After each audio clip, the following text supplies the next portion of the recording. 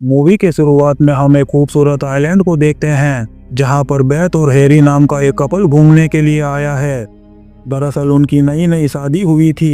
ये समुंदर के बीचों बीच एक वीरान आइलैंड है, यानी यहाँ पर कोई भी इंसान नहीं रहता। यहाँ पर वो दोनों बहुत ज्यादा खुश थे क्योंकि वो 10 दिनों तक यहाँ रुकने वाले थे। उन्हें जैक्सन नाम का एक आदमी यहाँ छोड़ने के लिए आया था, जो उन्हें यहाँ पर छोड़कर वापस चला जाएगा। वो उनका सारा सामान बोट से निकालता है और जाते समय वो उनसे कहता है कि अगर 10 दिन से पहले वापस जाना हो तो सैटेलाइट फोन से कभी भी कॉल कर देना, मैं तुम्हें लेने के लिए पहुंच जाऊंगा। जिस पर बेथ उसे कहती है कि हम जल्दी वापस क्यों आएंगे, हम तो यहाँ पर खूब मस्ती और एंजॉय करने वाले हैं। इतना कहकर जैक्सन वहाँ से चला जाता है। बेथ शुरू से ही सब कुछ रिकॉर्ड कर रही थी ताकि वो हर एक पल को यादगार बना सके। दोनों बहुत ही खुश होते हैं क्योंकि उन्हें डिस्टर्ब करने वाला यहाँ कोई नहीं था और 10 दिनों तक वो इस पूरे आइलैंड के मालिक है। अब कुछ देर बाद वो दोनों स्विमिंग करने के लिए जाते हैं और काफी देर नहाने के बाद वो बीच पर लौट आते हैं और वहीं पर वो अपना कार्यक्रम शुरू कर देते हैं। आगे हम देखते हैं कि फ्री होने के बाद वो दोनों वहीं सो गए थे और जब उनकी आंख खुलती है तो वो देखते हैं कि किसी के पैरों के निशान उनके पास से होकर गुजरे हैं।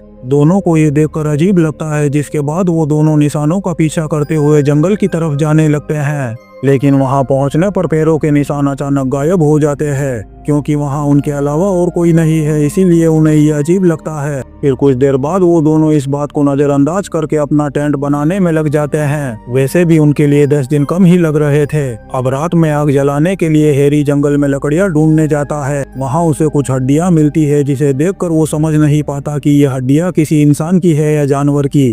तभी उसे कुछ अजीब सा महसूस होता है, लेकिन चारों तरफ देखने पर वहाँ कोई नहीं होता। फिर वो लकड़ियां लेकर वापस आ जाता है। इसके बाद वो दोनों खाना खाते हुए दिखाए जाते हैं। तब हैरी वो हड्डियां बेथ को दिखाता है और बताता है कि ये मुझे जंगल में मिली है। बेथ ये देखकर कहती है कि ये शायद किसी बड़े जानवर की हो सकती है, लेकिन दोनों को अब भी डाउट था कि ये हड्डियां आखिर किसकी हो सकती है। दोनों कुछ देर इस बारे में सोचते हैं, फिर हैरी कुछ और बात करने लगता है और वो इस बात को भूल जाते हैं। अब अंधेरा हो चुका था और वो अपने टेंट में चले जाते हैं और कुछ देर मस्ती मजाक करने के बाद सो जाते हैं। लेकिन आधी रात में उन्हें बाहर कुछ आवाज सुनाई देती है। हैरी बाहर देखता है तो वहाँ कोई नहीं होता है। तो बेथ कहती है कि शायद हवा की वजह से ये आवाज किसी पेड़ से आई होगी। जिसके बाद वो फिर से सोने चले जाते हैं। अगले दिन सुबह होते ही हैरी जाकर स्विमिंग कर रहा होता है। तभी बेथ उसे आवाज लगाती है और दिखाती है कि किसी ने उसके कपड़े पेड़ पर टांग दिए हैं। ये देखकर वो सोच में पड़ जाते हैं कि उनके अलावा यहाँ और कौन हो सकता है। इसके बाद वो दोनों जंगल की ओर जाकर देखने लगते हैं, पर बहुत देर ढूंढने के बाद भी उन्हें कोई नहीं दिखता। इसीलिए वो वापस आकर सोचते हैं कि शायद ये किसी बंदर का काम हो सकता है जो उनके कपड़े इस तरह टांग कर चला गया होगा। फिर दोनों फिशिंग के लिए जाते हैं जहाँ पर हैरी मछली पर पैर रखने वाला होता है। तभी बेथ उसे रोकती है और उस मछली को उठाकर बताती है कि ये स्टोन फिश है, इसके कांटे इतने जहरीले हैं कि अगर तुम्हारा पैर इस पर लग जाता तो 30 मिनट के अंदर तुम्हारा काम तमाम हो जाता, और इसके बारे में मैंने एक किताब में पढ़ा था। इसके बाद वो सेफली फिशिंग करते हैं और फिर स्विमिंग भी करते हैं। फिर जब वो बाहर आते हैं तभी अचानक उन्हें जंगल की तरफ से किसी के रोने की आवाज सुनाई देने लगती है। आवाज का पीछा करते हुए वो दोनों जंगल की तरफ जाने लगते हैं और थोड़ा आगे बढ़ने पर उन्हें जंगल में एक छोटा सा घर दिखाई देता है। ये देखकर उन्हें अजीब लगता है कि यहाँ किसी का घर कैसे हो सकता है। फिर वो घर के अंदर जाते हैं और देखते हैं कि घर के अंदर एक बिस्तर और कुछ सामान रखा हुआ है और सारी चीजें बहुत पुरानी लग रही थी। फिर बेथ तो बाहर आ जाती है, लेकिन हैरी और अंदर जाता है जहाँ उसे एक और कमरा दिखता है जो बहुत ही छोटा था, जिसकी दीवार पर एक चित्र बना हुआ था जिसमें एक लड़की भाला लिए हुए किसी आदमी को मार रही थी। हैरी को ये सब कुछ अजीब लगता है। तभी बेथ के बुलाने पर वो बाहर आ जाता है जहाँ बेथ उसे दिखाती है कि यहाँ किसी को दफनाया गया है और ऊपर लकड़ी का एक क्रॉस रखा हुआ है जिस पर कोरल नाम लिखा हुआ है। दोनों ये देखकर सोच में पड़ जाते हैं कि आखिर ये किस लड़की की कब्र हो सकती है और ये लड़की यहाँ पर पहुंची भी कैसे होगी। तभी हम देखते हैं कि कोई छुपकर उन पर नजर रख रहा है। अब ये कौन है, ये घर किसका है और इस कब्र का राज असल में क्या है, ये सब हमें आगे पता चलेगा। इसके बाद वो अपने टेंट में वापस लौट आते हैं, लेकिन उनके दिमाग में अभी भी वही बातें चल रही थी। फिर बेथ अपने कैमरे की रिकॉर्डिंग देखने लगती है और हैरी से भी देखने के लिए कहती है। दोनों इस आइलैंड पर हुई रिकॉर्डिंग को देखने लगते हैं और काफी खुश हो रहे होते हैं। लेकिन अचानक उन्हें एक ऐसी रिकॉर्डिंग दिखती है जिसे उन्होंने खुद शूट नहीं किया था। जब वो सो रहे थे तो किसी ने उनकी प्राइवेट वीडियो रिकॉर्ड कर ली थी।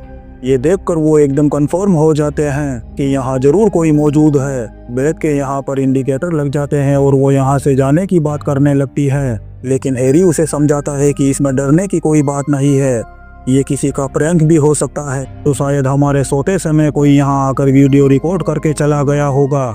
लेकिन बेथ नहीं मानती और वो कहती है कि ये आइलैंड पूरी तरह सुनसान है और हमारे अलावा यहाँ पर कोई भी नहीं है, तो फिर ऐसा कौन कर सकता है। हैरी उसे गले लगाता है क्योंकि वो बहुत ज़्यादा डर गई थी। उसे समझाकर उसका मूड ठीक करने की कोशिश करता है। फिर आगे हम देखते हैं कि दोनों इन सब चीज़ों को नज़रअंदाज करके मजाक मस्ती में लग जाते हैं और इस पल को और भी ज़्यादा यादगार बनाने की कोशिश करते हैं। इसी दौरान अचानक उन्हें गोली चलने की आवाज़ सुनाई देती है, तो वो बीच पर जाकर देखते हैं कि समुद्र में बोट लेकर दो लोग हैं जो फायरिंग करके बड़ी बड़ी मछलियां पकड़ रहे थे। उन्हें देखकर ये समझ जाते हैं कि यह आइलैंड पूरी तरह सुनसान नहीं है।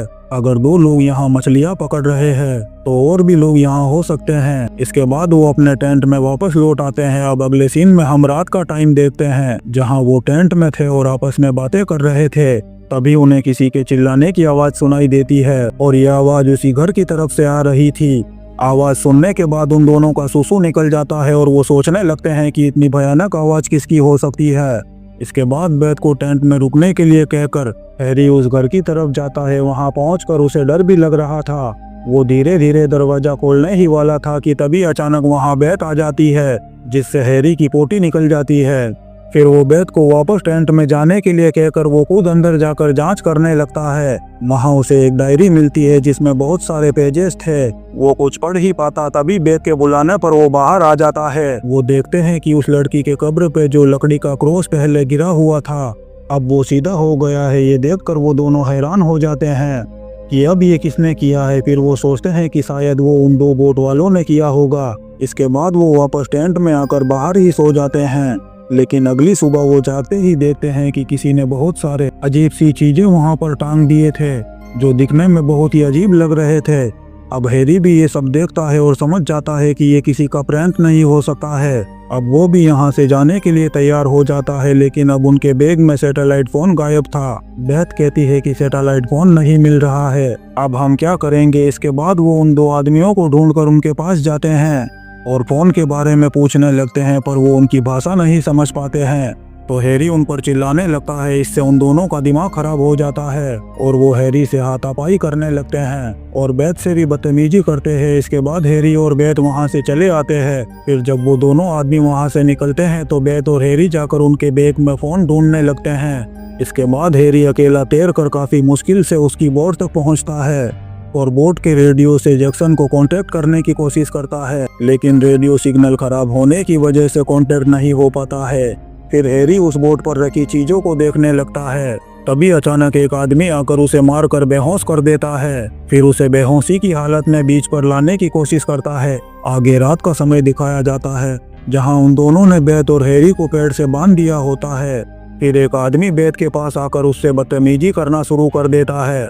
इसी दौरान दूसरे आदमी को जंगल से कुछ आवाज सुनाई देती है, तो वो दोनों उसे चेक करने चले जाते हैं और इसी मौके में हैरी खुद को किसी तरह छुड़ा लेता है और फिर बेथ को भी छुड़ा लेता है। लेकिन तभी फायरिंग और उन दोनों आदमियों की आवाज सुनाई देने लगती है। तभी बेथ और हैरी देखते हैं कि उनमें से एक आदमी घायल हो गया है और वो डर के मारे वहां से बोट लेकर भाग निकलते हैं। अगली सुबह बेथ जागती है और उस घायल आदमी के खून का पीछा करते हुए उस घर तक पहुंच जाती है। वहां पड़ी उस डायरी को लेकर वो पढ़ने लगती है। तभी वहां पर हैरी भी आ जाता है। बेथ उसे बताती है कि इस किताब में कल रात उन दोनों आदमियों के साथ जो भी हुआ वो सब कुछ लिखा हुआ है।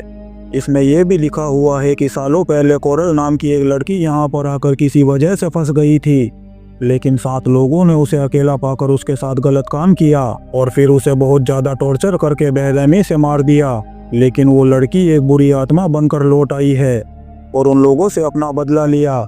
इसके बाद अब जो भी इस आइलैंड पर आता है तो वो उसे जिंदा वापस नहीं जाने देती और यहीं पर मार डालती है और उसे खास तौर पर आदमियों से बहुत नफरत है, इसीलिए वो उन्हें बहुत ही ज्यादा दर्दनाक मौत देती है। और हैरी को ये सब बुरी आत्मा और मरने के बाद वापस लौटना, इन बातों पर विश्वास नहीं होता है। वो इस डायरी को बकवास कहकर वहां से चला जाता है, लेकिन बेथ इस डायरी में लिखी बातों पर यकीन करती है और समुद्री स्नेल्स इकट्ठा करके कोरल की कब्र को सजाने लगती है। तभी उसे घर से किसी के रोने की आवाज़ सुनाई देती है, तो वो चेक करने के लिए अंदर जाने लगती है। दूसरी तरफ हैरी बीच में बैठे हुए गाना सुन रहा था। उसे भी पीछे किसी के होने का एहसास होता है। वो पीछे मुड़कर देखता है पर वहाँ पर कोई भी नहीं होता है।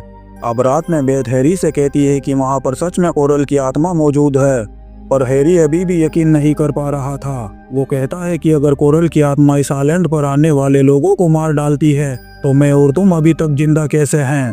दोनों इस बात पर काफी बहस करते हैं और फिर वहीं पर सो जाते हैं। लेकिन बीच रात में ही हैरी एक सपना देखकर अचानक उठ जाता है।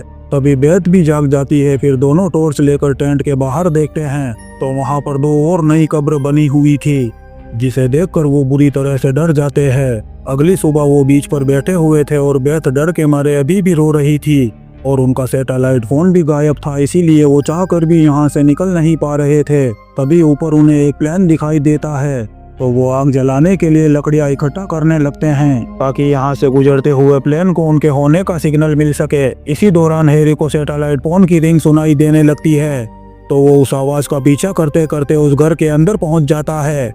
फोन उसी घर के अंदर था, जिसे देखकर वो घबरा जाता है कि सैटेलाइट फोन यहाँ पर कैसे आया। जब वो फोन को रिसीव करता है तो उसे वही आवाजें सुनाई देने लगती है जिस दिन वो 7 आदमी कोरल के साथ गलत काम कर रहे थे। कोरल जोर जोर से चिल्ला रही थी पर वो लोग उसे टॉर्चर करते जा रहे थे। ये सब सुनकर हैरी बहुत ज्यादा घबरा जाता है और फोन को नीचे फेंक देता है। तभी वहाँ पर कोरल आ जाती है, जिसे देखकर हैरी के इंडिकेटर लग जाते हैं और वो एक चाकू से हैरी का काम तमाम कर देती है और इसके बाद वो अंधेरे में गायब हो जाती है। दूसरी तरफ बेथ देखती है कि हैरी बीच पर नहीं है और अंधेरा भी होने लगा था, तो वो एक टॉर्च लेकर उसे ढूंढते हुए उसी घर के अंदर आ जाती है। लेकिन वहाँ हैरी नहीं मिलता, तो वो बाहर जाने लगती है, जहाँ वो देखती है कि कोरल की कब्र के ऊपर हैरी की लाश लटकी हुई है, जिसे कोरल ने बहुत बेरहमी से मार दिया था। ये देखकर बेथ वहीं पर बेहोश हो जाती है। अगली सुबह होश आने पर वो देखती है कि हैरी की लाश वहाँ नहीं है। वो भागते हुए बीच पर आती है और माचिस लेकर इकट्ठा की गई लकड़ियों को आग लगाने लगती है। तभी उसे कोरल समुंदर के ऊपर खड़ी हुई दिखाई देती है, तो बेथ उसकी तरफ भागते हुए जाने लगती है और चिल्लाकर पूछती है कि तुम्हें आखिर क्या चाहिए। लेकिन तभी उसका पैर स्टोनफिश पर पड़ जाता है, जिससे दर्द की वजह से वो चिल्लाने लगती है, पर वो किसी तरह वापस बीच पर आ जाती है और नीचे गिर जाती है। वो जानती थी कि स्टोनफिश के कांटे चुभने की वजह से अब वो आधे घंटे के अंदर मर जाएगी। तभी उसे हैरी के साथ बिताए हुए सभी खूबसूरत पल याद आने लगते हैं। फिर अगले सीन में हम देखते हैं कि 10 दिन पूरे हो चुके हैं और अब जैक्सन वहाँ बेथ और हैरी को लेने आता है। लेकिन जब वो बीच पर पहुंचता है तो उसे टेंट के पास 2 कब्र दिखाई देती है, लेकिन वो फिर भी उन दोनों को ढूंढते ढूंढते उसी घर तक पहुंच जाता है, जहां उसे वही डायरी मिलती है। वो उसे उठाकर पढ़ने लगता है और तभी उसके पीछे बेथ आकर खड़ी हो जाती है, जो असल में मर चुकी थी और उसकी कब्र कोरल की कब्र के पास में थी। यानी बेथ भी एक आत्मा बन चुकी थी और कोरल की तरह वो भी अब इस आइलैंड पर आने वाले लोगों को मार डालेगी। आखिरी सीन में हमें इस पूरे आइलैंड को दिखाया जाता है। इसी सीन के साथ ये शानदार मूवी खत्म होती है। दोस्तों, हम आपके लिए ऐसी ही इंटरेस्टिंग मूवी एक्सप्लेन करते रहेंगे, तो आप चैनल को सब्सक्राइब जरूर करें। Thank you.